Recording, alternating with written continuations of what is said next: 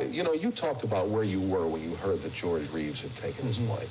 What about the other two of you? What impact did that have when you heard that terrible news?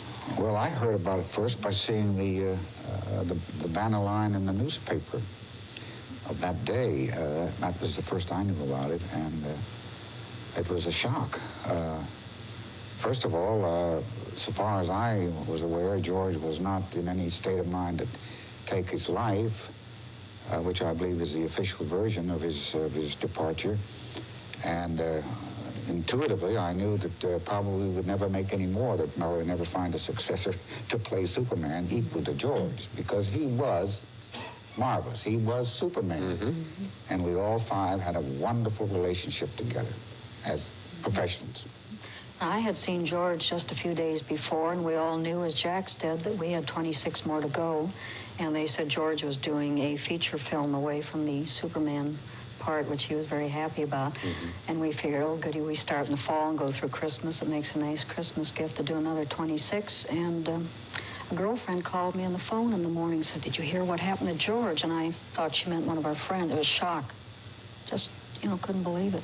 Not of George. And there were no clues before that would give you some idea that he was despondent, depressed, unhappy about it? Not that I ever knew. Not to my knowledge. I felt I understood it. I mean, I feel differently. I mean, I know how you all feel, but I felt I understood it.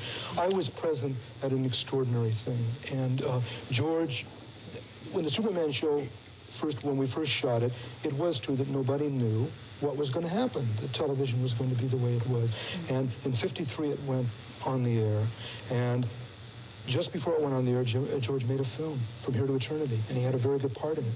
And I had another friend in the film, Monty Cliff, and Monty had arranged for me to go to the sneak preview at the Archeo Pantages, and I knew George he played Stark. And the Superman show had gone on the air. And here was the biggest film of the year, Columbia, all the brass were there, a sneak preview, and George came on the screen, and the audience went wild, Superman. And he was cut from that film, I mean, to the bone.